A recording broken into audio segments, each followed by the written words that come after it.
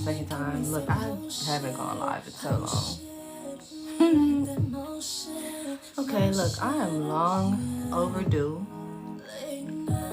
for this live stream. I'm not even gonna wait for anybody to get in here because this is more so for the archive. It's gonna be on YouTube. Hey everybody on my YouTube channel. If you guys don't know who I am, my name is Sherri Amoure. I am a multidisciplinary artist. I songwrite, film, perform, everything, but main thing, R&B music, R&B artist. This is my music playing in the background, by the way, so if you hear something you like, go look for that.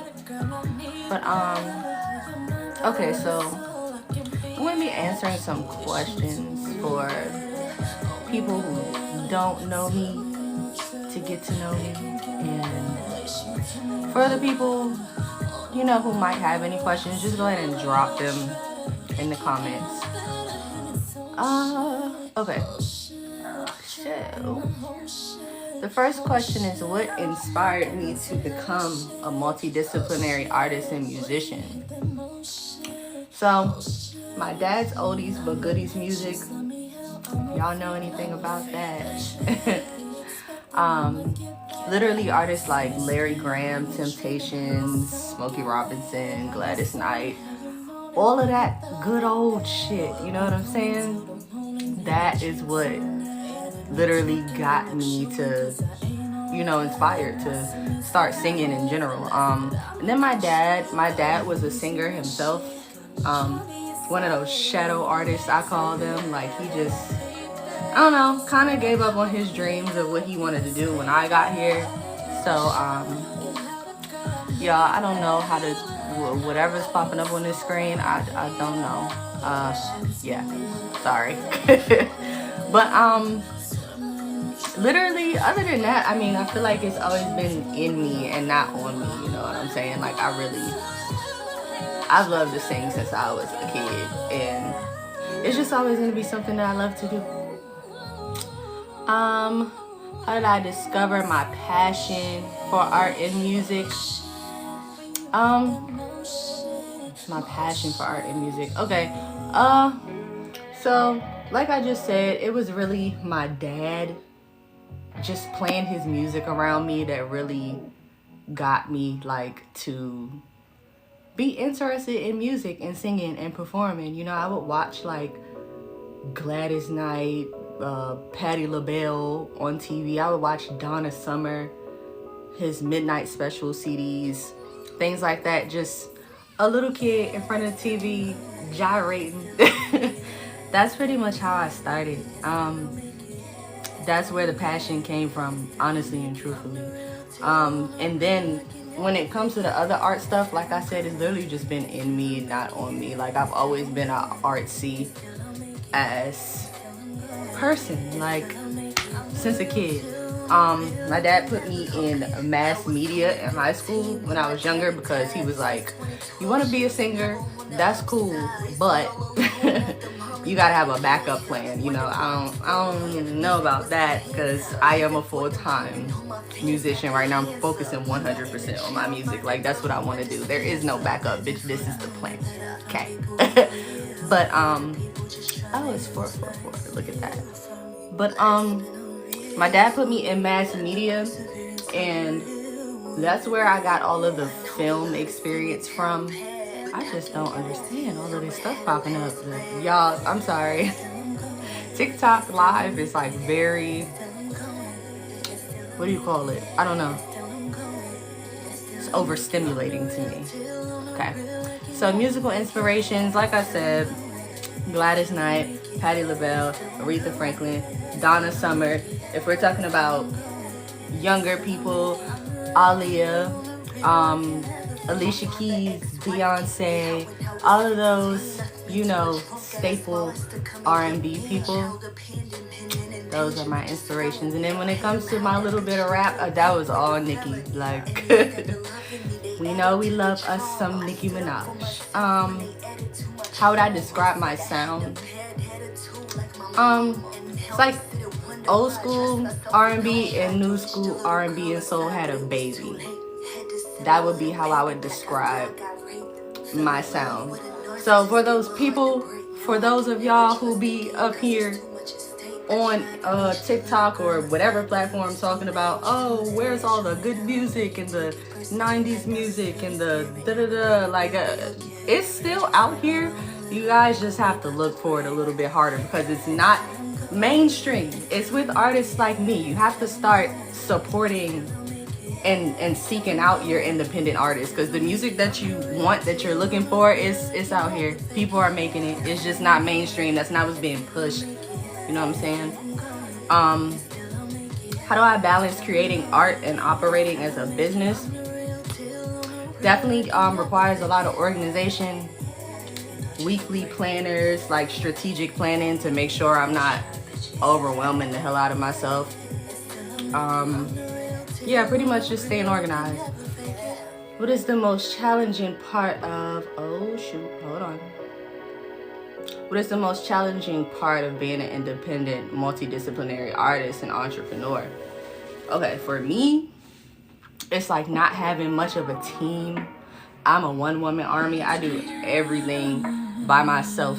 Every single aspect of what you see that I do, my music, the writing, the engineering, the mixing, the mastering, the conceptualizing behind the videos, the shooting of the videos, the directing, the editing, all of that is me, 100%.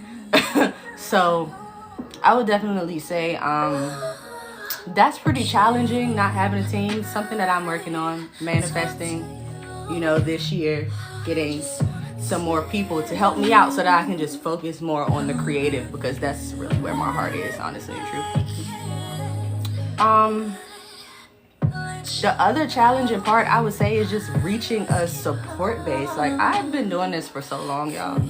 I have been singing, dancing, putting out music and shit since I was a kid, literally. I'm 28 now. Like, so, being suppressed on all these social media platforms and all of that stuff, like, yeah, that definitely I would say is a challenge in reaching the support base, you know what I'm saying? How do I manage all aspects of my business as a one-woman team? Again, extreme organization, planners, and just like really separating my task throughout the week so that I'm not overwhelming the hell out of myself, you know what I'm saying? Yeah, so if you're thinking about doing anything like this, like you're literally planning on, you know, it's any business, honestly, but talking more to people who are trying to turn their music passions into a business, it's not easy. It's not motherfucking easy, but if it's something that you really want to do, get organized. That's like my, oh yeah, that was the next question. What's my advice for people who want to turn their passion into a full-time business? It sounds so fucking cliche, but it's like, just do it.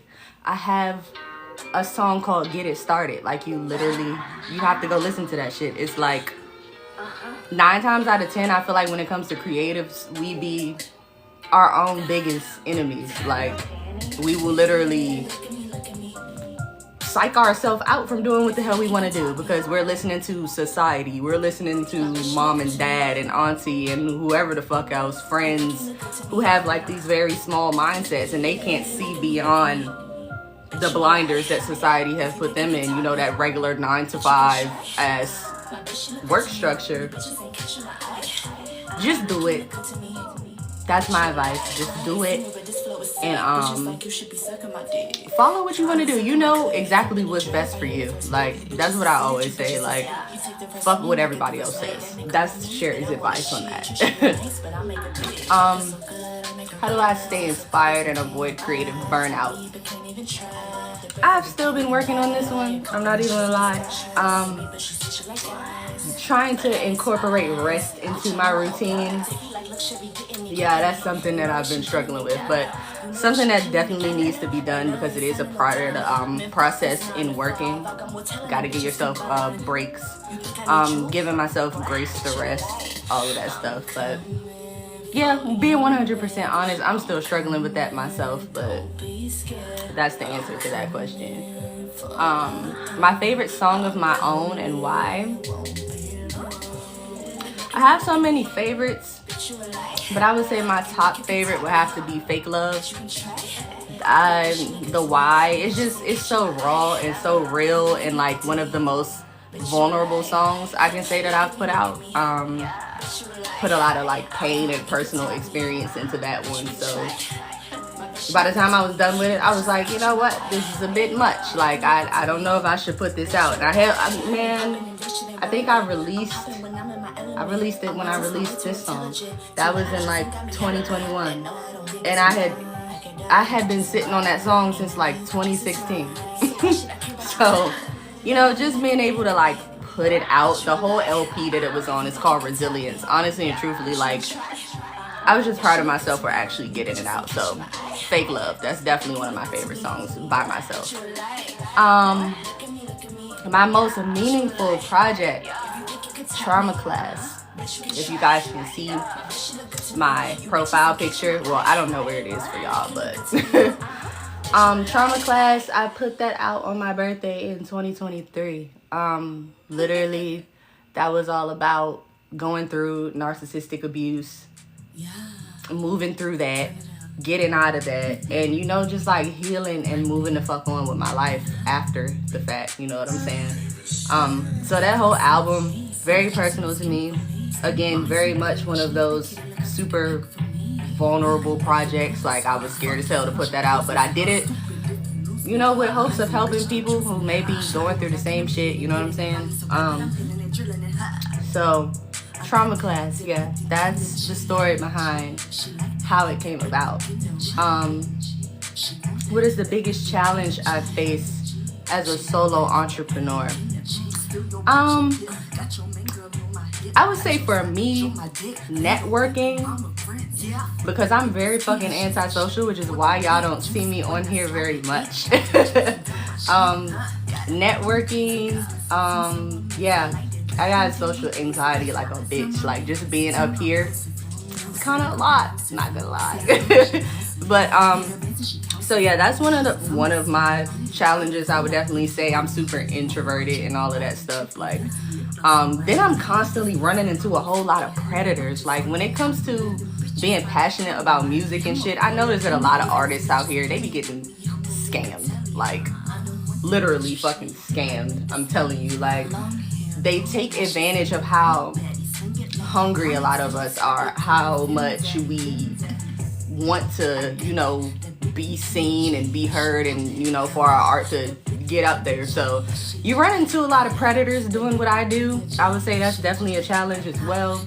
And also people in the business being like super fucking superficial. Like, as y'all can see, I don't have a lot of followers. I've never been the type of person to focus on no shit like that. Like, whoever's here is here, whoever ain't. Like, I've always very much been a quality over quantity type of person. So when people look at my following or whatever have you, and they're like, oh, she doesn't have any followers, or da-da-da-da, like, I don't know, they deem what I have as a little bit. I don't know. I love my little ass group.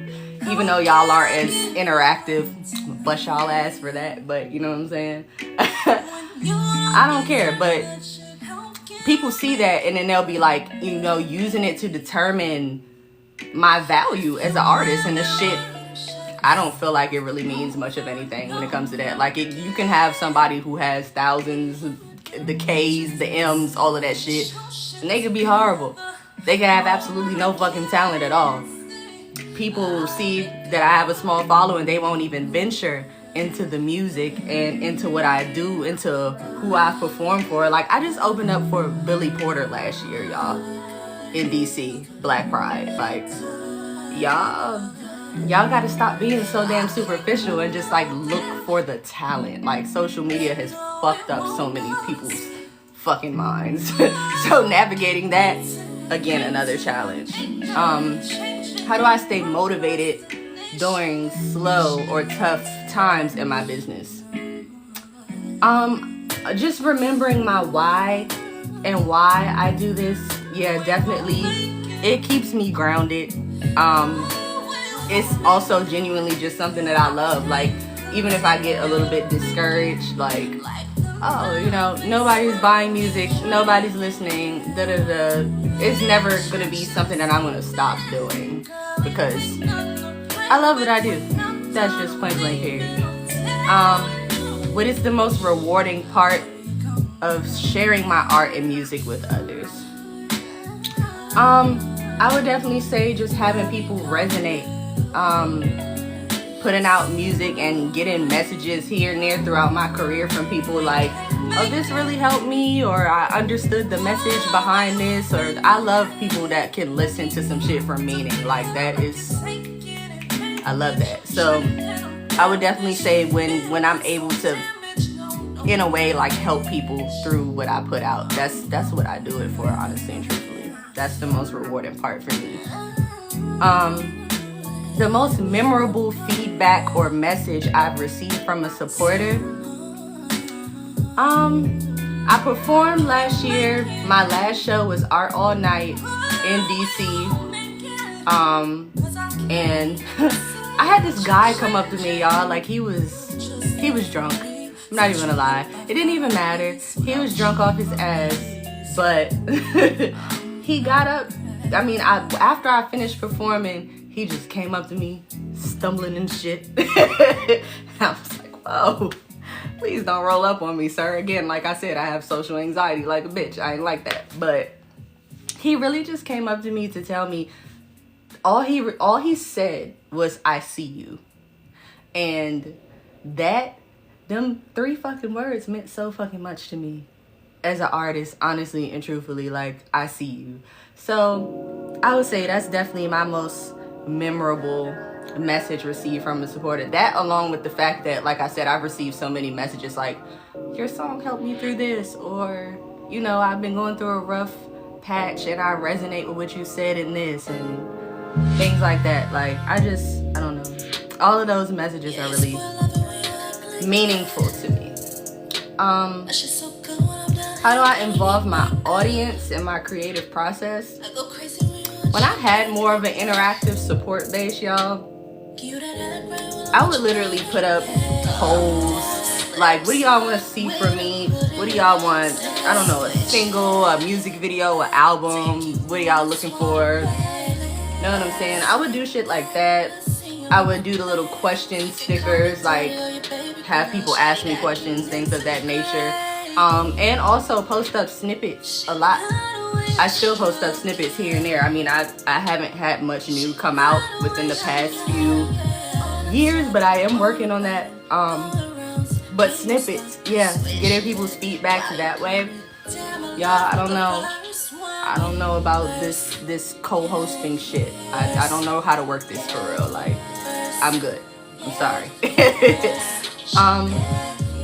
So hopefully I'll be in a position to do that again, like get my audience to interact more. Like, that's the whole goal for me, honestly and truthfully. So yeah, I would love to have y'all more engaged and more hands-on in what I'm putting out and stuff like that. Okay. What does a typical day look like for me as a full-time artist and musician? A typical day, I wake up, have some coffee 9 times out of 10 because I be up late as hell. I have insomnia. Literally, once I get my little shit together, have my shower, all of the self-care things, feed myself a little bit of something, I get straight to work. When I tell you, I will work all day, forget to drink water, forget to feed myself, like, all that shit is bad, don't do that. But yeah, that's literally how my day-to-day looks. I'll work until I'm tired, and then once I'm 100% burnt out, then I wind down.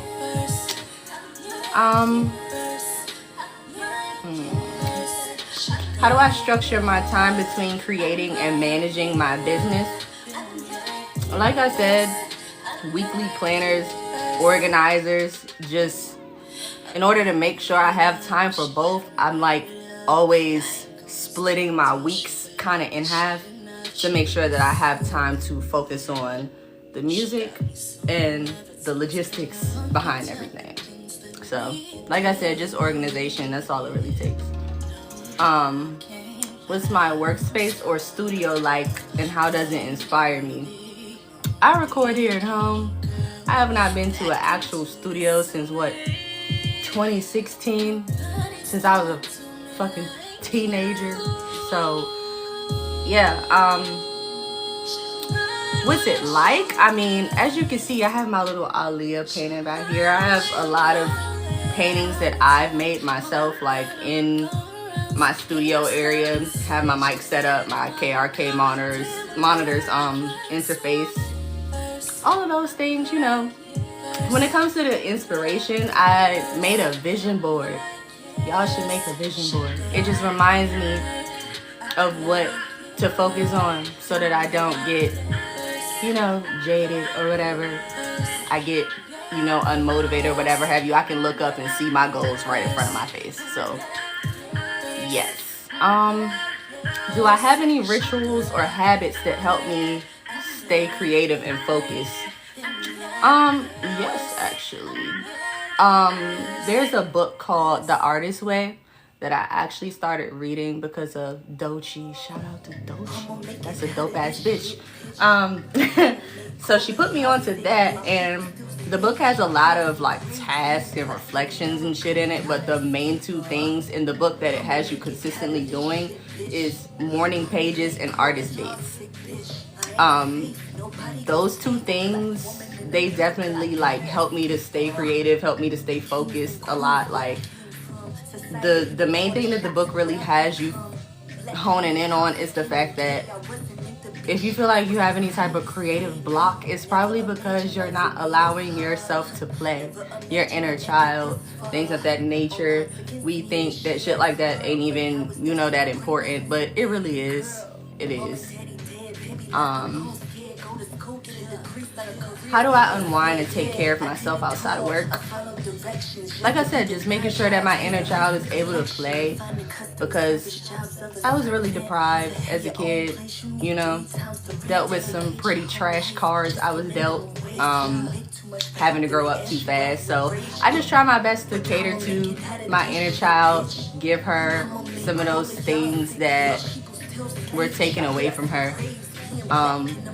And literally, like, that just kind of helps me to take care of myself. What's a dream project or collaboration that I love to work on? So I've had this idea for a while to do a song that's like this flowetry type of vibe. Like, I need a spoken word artist. Like, I have the song and the idea, everything's like all written out and hashed out.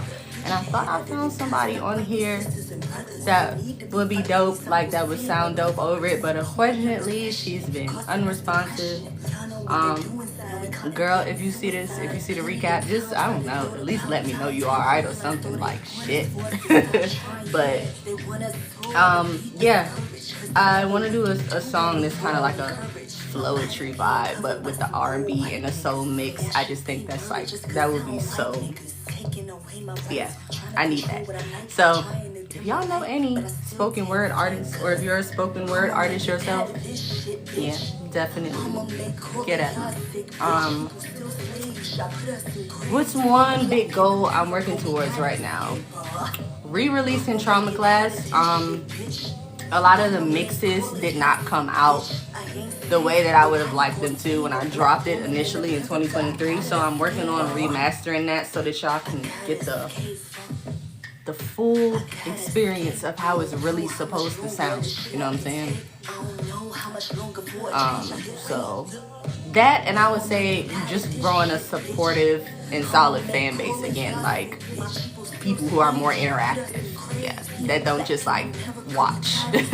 I do have a fan club that I started that's just an email list. I send out weekly monthly newsletters to keep you guys updated on what's going on over here in my world when it comes to the music and shows and whatever have you. So if you're interested in that, the link is in my bio. What else? How do I define my success for myself as an artist and entrepreneur? I would say I define my success by my personal happiness. You know, how I feel, if I'm able to look around and be like, am I really happy with what I'm doing? Am I really happy with what I'm putting out? Am I really happy with my life? Things of that nature. I would definitely say I define my success by that. A hobby or interest people might not expect me to have. I don't know how unexpected it is, but makeup artistry, like, I do my own makeup. I actually used to work at Sephora. So, like I said, I don't know how unexpected that is, but that's a thing that I feel like people may or may not know. I don't know. Somebody else could be beating my face, but nah, that ain't it. That's all me. Drawing, painting, and fashion design. I was into fashion design when I was a kid. I like drawing clothes and shit like that. So, yeah. If I weren't a full-time musician, what would I be doing? Something else creative, something else art-related. Like I said, I'm just like a really artsy person. So, literally, that's just my whole persona. If I wasn't doing music, I probably would be doing film, because that's what my degree is in. Yeah. What's one thing I wish people knew more about my work or my journey? I think what I wish people knew more is that I understand my job as an independent artist, as a creator, period. Like, it's really something not to take lightly. Because I feel like my purpose is to do more than entertain. Like, I understand that I have the ability to create shit and put it in the world, create things that were not there at first, and that's a huge responsibility that I feel like not a lot of artists really think about that. So it's like I don't really take that type of stuff as a joke, like, which is why it's kind of annoying to me when I see mainstream media pushing these artists that aren't really artists to me. Like, they're entertaining, yes, but it's kind of like they're making a mockery of my life and what the fuck I do. Like, I don't really fuck with that. And then there are literally like scientific studies that show that sound is the only form of information transfer that the brain can't refuse. So, like, knowing that and, you know, making sure that I'm putting positive and healing vibes and things into my music, that's something that I definitely wish people probably knew more about me, like my why behind what I do, and like the true meaning behind why I put out my music. What else? Oh yeah, the other thing is like just bringing back a relevancy to R&B. Like, my poor little genre is just like crashing. I mean, we still have some dope ass R&B artists out right now, don't get me wrong, but I do feel like the soul, you know how R&B and soul used to be hand in hand? Like, there used to be R&B/soul used to be a thing. It's like it's just R&B now. I don't really feel the soul, so I'm just trying to play a part in bringing that back as well. And that's it. Let's see if anybody has asked me anything. Scroll all the way back up.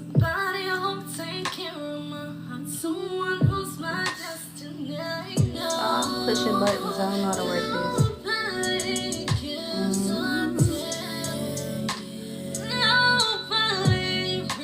I don't see very many questions. See a few comments. Yeah, no questions. Okay. So I guess this is the end of the video. For the people who are going to see this recap on YouTube, make sure you like, subscribe, comment, tell your mama, tell your daddy, anybody you think would resonate with anything that I said. Send it to them.